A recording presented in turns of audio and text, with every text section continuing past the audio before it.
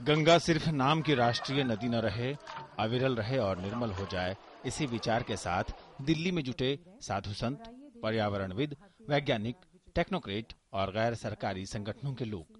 इनके साथ जन प्रतिनिधि भी थे और सरकार के प्रतिनिधि के तौर पर प्रकाश जावड़ेकर, उमा भारती और नितिन गडकरी भी। गंगा में कोई फूल हो, निर्माल्य हो, कहीं डेड बॉडी जाती है, आप सबको तय करना है कि हम इसकी पवित्रता को, इसकी शुद्धता को कैसे मेंटेन करें।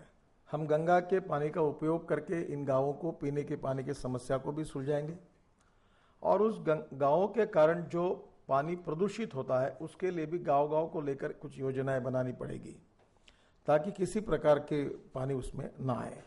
मंथन में साधु संतों समेत वैज्ञानिकों का ये विचार था कि गंगा को साफ करने के लिए सिर्फ गंगोत्री से गंगा सागर तक गंगा नदी को साफ करना ही काफी नहीं होगा, बल्कि इसके लिए इसके बेसिन से जुड़े 11 राज्यों में इस योजना को जोर शोर से लागू करना होगा। जल संसाधन मंत्रालय गंगा, यमुना और अन्य नदियों को निर्मल बनाने के संबंध में एक वेबसाइट तैयार कर रहा है, जिस पर दुनिया के विशेषज्ञों से राय मांगी जाएगी। हम मंत्रीगण तो निष्कर्ष पर हैं ही कि हमें तो गंगा का कार्य करना ही है, लेकिन उस निष्कर्ष को लागू करने के जो परामर्श हैं वह तो हमें सचिवगण ही दे सकते हैं।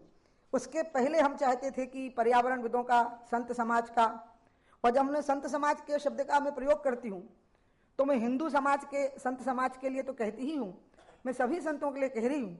जो संतगण आ जाएंगे उनको हम दर्शन कर लेंगे, उनसे मार्गदर्शन प्राप्त कर लेंगे। जो नहीं आ पाएंगे उनसे हम खुद मिलने कभी चले जाएंगे कोई ना कोई, और इस तरह से हम सबका परामर्श और ज्ञान प्राप्त कर लेंगे। गंगा को अविरल बनाने के लिए पर्यावरण और विकास के बीच संतुलन बनाने की बात इस मंथन में की गई। बांधों को लेकर चिंताएं जाहिर की गईं। शहरों के औद्योगिक और घरेलू कचरे के ट्रीटमेंट पर विभिन्न सुझाव आए।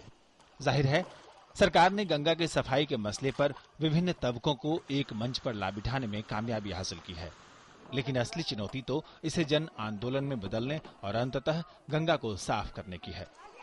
अश्विनी मिश्र के साथ मंजीत ठाकुर, डीडी न्यूज।